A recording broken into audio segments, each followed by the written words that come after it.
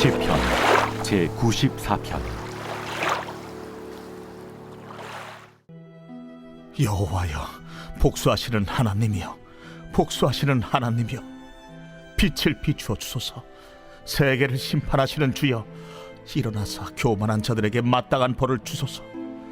여호와여, 악인이 언제까지 개가를 부르리이까? 그들이 마구 찌꺼리며 오만하게 떠들며 죄악을 행하는 자들이 다 자만하나이다. 여호와여, 그들이 주의 백성을 짓밟으며 주의 소유를 곤고하게 하며 과부와 나그네를 죽이며 고아들을 살해하며 말하기를 여호와가 보지 못하며 야곱의 하나님이 알아차리지 못하리라 하나이다. 백성 중에 어리석은 자들아, 너희는 생각하라. 무지한 자들아, 너희가 언제나 지혜로울까? 귀를 지으시니가 듣지 아니하시랴, 눈을 만드시니가 보지 아니하시랴. 뭇 백성을 징벌하시는 이 곧 지식으로 사람을 교훈하시는 이가 징벌하지 아니하시랴. 여호와께서는 사람의 생각이 허무함을 아시느니라. 여호와여, 주로부터 징벌을 받으며 주의 법으로 교훈하심을 받는 자가 복이 있나니 이런 사람에게는 환난의 날을 피하게 하사 악인을 위하여 구덩이를 팔 때까지 평화를 주시리이다. 여호와께서는 자기 백성을 버리지 아니하시며 자기의 소유를 외면하지 아니하시리로다. 심판이 의로 돌아가리니 마음이 정직한 자가 다 따르리로다. 누가 나를 위하여 일어나서 행악자들을 치며 누가 나를 위하여 일어나서 악행하는 자들을 칠까? 여호와께서 내게 도움이 되지 아니하셨다면 내 영혼이 벌써 침묵 속에 잠겼으리로다. 여호와여, 나의 발이 미끄러진다고 말할 때에 주의 인자하심이 나를 붙드셨사오며 내 속에 근심이 많을 때에 주의 위안이 내 영혼을 즐겁게 하시나이다. 율례를 빙자하고 재난을 꾸미는 악한 재판장이 어찌 주와 어울리리까? 그들이 모여 의인의 영혼을 치려하며 무죄한 자를 정죄하여 피를 흘리려 하나. 여호와는 나의 요새이시오, 나의 하나님은 내가 피할 반석이시라. 그들의 죄악을 그들에게로 되돌리시며 그들의 악으로 말미암아 그들을 끊으시리니 여호와 우리 하나님이 그들을 끊으시리로다. 할렐루야. 사랑하는 열린문교회 성도 여러분, 지난밤도 주님 주신 은혜와 평강 가운데 단잠 주무셨습니까? 아침을 깨우는 말씀, 목요일 이 아침에 주님께서 저와 여러분에게 주시는 말씀은 시편 94편 1절로 23절까지의 말씀입니다. 오늘도 주시는 살아계신 하나님의 말씀을 통하여 저와 여러분의 삶 가운데 선명한 성경적 기준이 세워지길 원하며, 또한 그 세워진 기준으로 오늘도 맡기신 하루의 삶을 온전히 살아내심으로 하나님께는 영광이며 저와 여러분의 인생 가운데 가장 복되고 귀한 오늘이 되었으면 좋겠습니다. 오늘 제목부터가 심상치가 않은데요, 매일 성경의 해설자가 지은 제목은 복수하시는 하나님입니다. 사실은 이 복수하시는 하나님이라는 이 어감 자체가 우리에게 굉장히 어색하게 들릴 법도 한 것이 무엇이냐면, 우리가 보통 하나님이라는 분에 대하여 수식하는 수식어를 사용할 때는 보통 인자와 자비가 풍성하시고 긍휼이가 많으시고 그리고 사랑이 넘치시는 하나님이라는 수식어를 사용하고 그를 수식하기를 원하죠.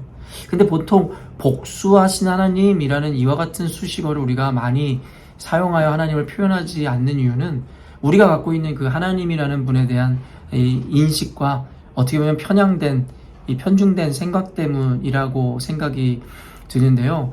그도 그럴 것이 우리 안에 있는 관념이 무엇입니까? 기독교의 이 가장 귀한 가치는 사랑이다.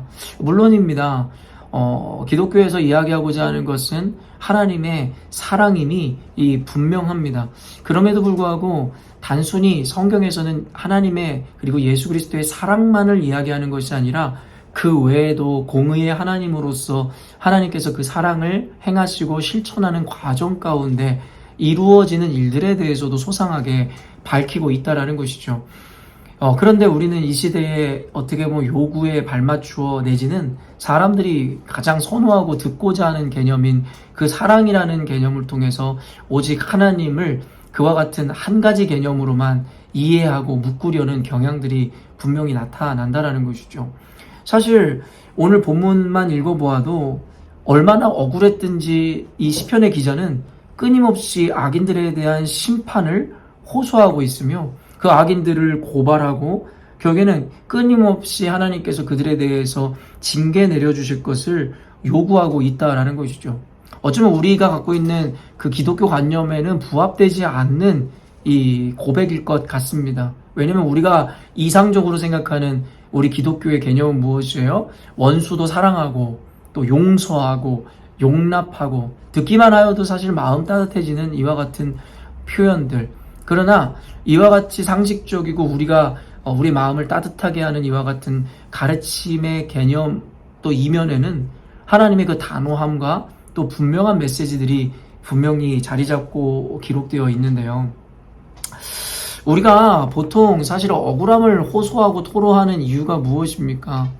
결국에는 아무 영문도 알지 못한 채 하나님의 사명을 감당하고 주의 일을 할 때에 끊임없이 우리를 향해서 비난의 화살들이 날아오고 그리고 여러 가지 모욕적인 이야기들과 아니면 예레미야가 그러했듯이 하나님의 일을 섬길 때에 도리어 복을 얻거나 성공을 얻는 것이 아니라 애매한 고난들이라든가 역경에 처했을 때 우리는 억울함을 느끼죠. 그리고 우리는 어김없이 우리를 그와 같이 힘든 상황으로 몰아넣는 어떤 대상을 향하여 사실은 원망과 불만과 그리고 때로는 더 나아가서는 그들에 대한 어떤 저주의 마음까지도 이어지는 것을 보게 됩니다. 그런데 우리의 고통, 이중고라고 할 수 있는 게 뭐냐면 우리를 그렇게 억울하게 만드는 어떤 현상이라든가 그런 대상들로 인함뿐만 아니라 성경에는 끊임없이 그런 이들이라 할지라도 용서하여 주어야 한다, 사랑하여야 한다라는 그 개념이 우리를 두 번 힘들게 한다라는 생각을 하게 됩니다. 차라리 성경에서 우리를 억울하게 한 자들을 색출하여 그들에 대해서 하나님께서 멸망시키실 것이니 우리로 하여금 그들에 대해서 복수의 칼날을 가르라 라고 이야기했다면 어떤 면에서는 조금 더 우리 그리스도인들에게 실제적으로 위로가 되어지거나 어떻게 보면 덜 억울하게 하는 어떠한 요소가 될 수도 있었을 것인데 예수님께서는 이런 우리들의 마음을 외면한 것 같이 어떻게 보면 너무나 서운하게도 그런 이들도 용서하라고 가르치시니 우리의 마음이 이 두 배로 또 이중으로 고통스러울 수밖에 없는 것이겠죠. 사실 2절 말씀 보니요, 세계를 심판하시는 주여 일어나사 교만한 자들에게 마땅한 벌을 주소서. 그리고 오늘 마지막 23절도 그들의 죄악을 그들에게로 되돌리시며 그들의 악으로 말미암아 그들을 끊으시리니 여호와 우리 하나님이 그들을 끊으시리로다. 결국에는 너무나도 분명하고 명확하게 이 시편의 기자는 자신의 억울함을 토로하고 자신을 괴롭히는 악인들에 대해서 심판하시고 벌을 주시고 지면에서 끊어달라고 하나님 앞에 이렇게 이야기할 뿐만 아니라 더욱이 마지막 절에서는 하나님께서 반드시 그들을 심판하실 것이다 라는 어떻게 보면 그의 믿음을 나타내는 이 표현까지도 서슴지 않고 있다라는 것이죠. 그런데요, 우리가 이와 같이 억울해할 것이 없는 것이 우리가 성경을 온전히 바로 이해했다면 사실 이와 같은 이중고 내지는 이 두 배의 고통 가운데 있지는 않았을 텐데 말입니다. 성경에서는 단 한 번도 악이나 죄에 대해서 관용하거나 용납하시겠다라는 하나님께서 그런 메시지를 내시거나 의미를 내비치신 적이 없습니다. 분명하게 죄의 싹은 사망이고 그 악인에 대해서는 끊어내야 될 것에 대해서 말씀하셨죠. 그런데 우리가 이와 같은 말씀을 들으면서도 우리가 헷갈리는 이유는 무엇이냐면 그런데 왜 하나님은 원수까지도 용서하고 저들을 다 용납하라고 이야기하시는지 바로 이와 같은 점에서 우리는 상충되고 모순되는 개념이다라고 받아들일 수 있다라는 것입니다.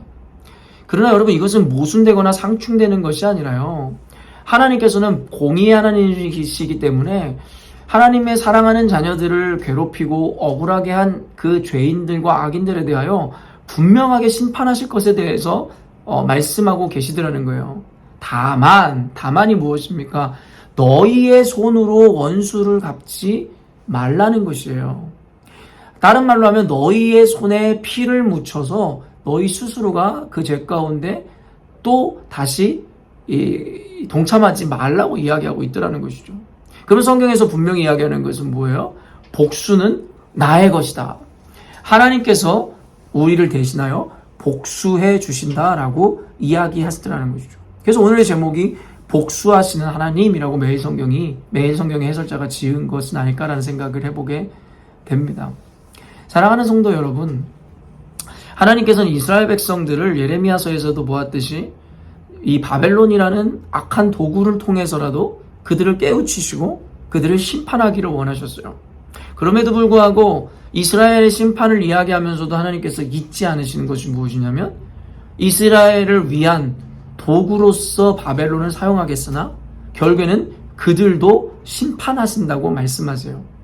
여러분, 이 말이 무엇이냐면 하나님께서는 분명하게 그 악한 그리고 그 죄에 대해서 묻고 그것에 대해서 갚아주신다고 말씀하고 계시더라는 것입니다. 그렇기 때문에 성경에서 보여주시는 하나님의 그 심판은요, 정말 무시무시한 것이고 인생이 줄 수 없는 가장 큰 고통이고 괴로움이라고 성경은 우리들에게 이야기하죠.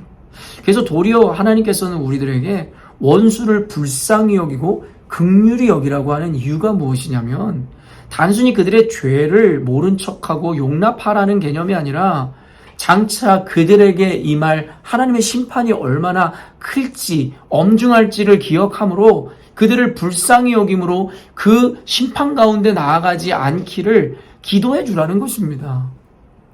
여러분, 이것은 하나님께서 그들의 죄과를 묻지 않겠다가 아니라 더 확실하게 갚을 것이기 때문에 너희들이 이것 때문에 억울해하지도 말고 도리어 그들을 위해서 긍휼히 여기고 불쌍히 여겨서 기도해 주라는 거예요. 때로는 여러분, 우리가 이 어떤 드라마나 소설, 어떤 현상이나 상황을 보면서 그런 이야기 하잖아요. 와, 아무리 저 사람의 죄가 크다고는 하지만 그래도 이 정도의 벌이나 징역이나 심판은 좀 과하다라는 생각을 하는 순간들이 종종 있지요. 여러분, 이와 같은 생각을 하는 이유가 뭐예요? 그 죄인의 죄가 없기 때문이 아니라 와, 아무리 그가 죄인이긴 하지만 이 정도로 극심한 어떤 이와 같은 엄중한 형벌이나 심판에 처했을 때 오히려 그 사람에게 측은지심을 느끼게 되고 불쌍히 여기는 마음이 들더라는 것이죠. 성경에서는 하나님이 악인들에게 허락하실 그 심판이요, 사실은 아까도 이야기했지만 인생이 주는 심판이나 형벌과는 비교할 수 없을 정도로 황폐하고 끔찍할 것이다라고 이야기하시죠. 그렇기 때문에 우리가 도리어 원수도 갚지 말라 하신 하나님 말씀 때문에 우리를 힘들게 하고 억울하게 했던 사람들에 대해서 더 분노가 치밀어 오르고 우리의 고통이 2배로 가중되는 듯 하지만 성경이 이 말씀을 온전히 이해한다면 도리어 그들이 벌받지 않고 우리에게 도리어 용서를 받는 것 같아서 억울해하는 마음이 커지는 것이 아니라 그런 그들에 대해서 내가 심판하거나 내가 복수하진 않지만 하나님께서 나를 대신하여 그들에게 복수하시는 그날에는 저들이 더욱더 처절하고 저들이 더욱더 엄중한 심판과 형벌을 당하게 될 것이라는 것을 알므로 말미암아 이제는 억울함이 아니라 도리어 그들에게 불쌍함과 긍휼함을 느끼라고 성경에서는 이야기하고 있더라는 거예요. 사랑하는 성도 여러분, 말씀을 정리해보자면 우리는 그리스도의 이름을 전하다 결국에는 고난과 핍박을 받을 수밖에 없죠. 요한일서를 말씀을 인용하여 여러분에게 말씀드렸던 것을 기억하는데요. 세상 사람들이 너희를 미워하고 비난할지라도 그것을 이상히 여기지 말라고 이야기합니다. 왜냐하면 우리는 그들이 갖지 않은 보아와 같은 가치를 지닌 자들이기에 그들의 질투이든 아니면 그들의 몰이해든 결국엔 교회와 그리스도인들은 세상으로부터 비난받고 미움을 당할 수밖에 없다라는 것이에요. 그러나 결국에는 하나님께서 말씀하시는 것이 무엇이에요? 그와 같은 속성으로 인해서 우리가 세상 사람들로부터 미움을 당하고 악인들에게 철저하게 고통과 억울함을 당하는 날이 올지라도 결국에는 이제는 2번째 고통은 당하지 말라는 거예요. 무슨 말이냐면 억울해하고 원통해하고 악인들에게 복수조차 할 수 없는 우리들의 한계, 하나님 예수님의 명령이라는 것 때문에 너무 고통스러워하지 말라는 것이죠. 왜냐하면 하나님께서는 반드시 그들에게 복수해 주실 것이기 때문입니다. 그리고 그 복수는 저와 여러분이 하는 것과는 비교할 수 없을 정도로 엄중하고 처절한 응징이 될 것이기 때문입니다. 그렇기 때문에 사랑하는 성도 여러분, 두 번째 당하는 그와 같은 고통을 더 이상 여러분 당하지 마시고 억울함을 느끼지 마시고 도리어 여러분을 괴롭힌 원수들을 위해서 기도해 주시고 그들을 향한 긍휼을 비추어 주시기를 바랍니다. 그들이 당하게 될 하나님의 심판을 기억하면서 말입니다. 우리가 만약에 오늘 말씀에 이 고통을 호소하고 있는 시편 기자의 마음에 공감이 되신다면 오늘 말씀을 통해서 복수하시는 하나님에 대한 그 메시지를 우리들에게 내고 있을 때에 이것을 어떻게 이야기할지 모르겠지만 위로 아닌 위로를 받으셨으면 좋겠고, 지금도 여러분을 억울하게 만들었던 그 대상에 대한 분노가 가시지 않았다면 이제라도 그 분노의 저주로부터 여러분이 탈출하셨으면 좋겠습니다. 끊임없이 여러분 고통스러워하고 악인들의 형통 때문에 괴로워만 한다면 여러분 마음 가운데는 더 큰 이 이중고의 고통들이 몰려올 것이기에 이제는 그들을 놔주시고, 그들을 놔주라기보다는 그 억울한 마음으로부터, 원통한 마음으로부터, 복수하고 싶은 그 마음으로부터 자유해 지시라는 것이죠. 그리고 복수는 하나님의 것이기에 하나님께 맡겨드릴 때에 여러분의 마음에는 도리어 그 평안함이 몰려올 것이고, 그리고 더 나아가 원수들에 대해서 불쌍히 여기고 긍휼히 여기며 그들을 위해 기도하는 마음으로까지 이어질 수 있음이라 생각됩니다. 오늘 아침을 깨우는 말씀을 통해서 여러분 마음 가운데 위로 아닌 위로가 있었으면 좋겠고요. 여러분 마음 가운데 다시금의 확신과 하나님 앞에서의 의지를 다시 한번 점검하고 다지는 시간이 되었기를 원합니다. 우리의 마음을 잘 아시고 원통함을 아실 뿐만 아니라 반드시 악인들에 대하여 복수하시는 하나님을 기억하심으로 하나님 앞에 도리어 그 악인들을 위하여 기도하고 하나님의 긍휼을 구하는 오늘이 되었으면 좋겠습니다. 함께 기도하겠습니다. 사랑하는 주님 감사합니다. 오늘도 말씀을 통하여 우리 안에 말 못하는 하나님 아버지 이중되어지는 그 고통에 대해서 하나님 위로하여 주시고 또 그것에 대한 해결을 찾을 수 있는 그 근거와 단서를 허락해 주시니 감사합니다. 그리스도의 이름으로 당하는 억울함과 고통은 어떻게 보면 너무나도 당연한 사실이고 현실일진데 우리를 두 번 죽이고 고통스럽게 하는 것은 그런 악인들조차도 용서하고 용납하고 하나님 그들에게 복수할 수 없는 것, 그것이 어떻게 보면 우리를 더욱더 힘들게 했던 일이었는지 모르겠습니다. 그럼 오늘 말씀을 통하여 하나님께서 철저하게 그들에 대해 응징하시고 복수하신다라는 그 개념을 볼 때에 하나님 아버지 이것이 위로가 된다라는 것이 옳은 이야기인지 모르겠으나 하나님 그 억울함에서부터 우리가 벗어나게 되는 것도 사실이며 더 나아가 이제는 내가 그렇게 미워했었던 그 원수들에 대하여 사실 긍휼하게 여기는 마음과 시근히 여기는 마음이 생겨지는 것을 보니 성경에서 우리에게 원수를 용서하고 그들을 위해서 기도하라 하신 말씀이 어떤 의미인지를 깨닫게 됩니다. 하나님 교회를 그리고 우리 그리스도인들을 고통스럽게 하고 억울하게 우리를 이 블레임하는 자들에 대하여 하나님 긍휼히 여겨주시기 원하고 그들도 속히 하나님께 회개함으로 말미암아 주님 그 진리 앞으로 나아올 수 있도록 하나님 그들의 영혼을 불쌍히 여겨 주옵소서. 그럼에도 불구하고 그들이 돌이키지 않을 때에 회개하지 않을 때에 하나님의 그 엄중한 심판이 그들에게 내리워짐으로 말미암아 하나님의 공의를 온전히 세울 것이고 우리들의 아버지 하나님 억울하고 고통스러운 그 마음에 대한 또 위로 또한 하나님께서 허락하심을 믿기에 주님 아버지 우리로 하여금 이 개념에 대한 온전한 이해와 인식을 통하여 하나님의 말씀이 온전히 이해되길 원하고 또한 원수를 용서하고 그들을 위해 기도하라는 그 하나님의 마음이 어떤 것인지 온전히 새겨지는 이 시간이 되었기를 원합니다. 주님 아버지 우리 가운데 균형을 허락하여 주시고 지혜를 따라 하나님의 말씀에 부합된 삶을 살아내는 우리 모두 되게 하여 주옵소서. 감사드리며 예수님의 이름으로 기도합니다. 아멘. 사랑하는 열린문교회 성도 여러분, 오늘도 주님이 허락하시는 가장 복되고 귀한 하루를 맞이하게 되었습니다.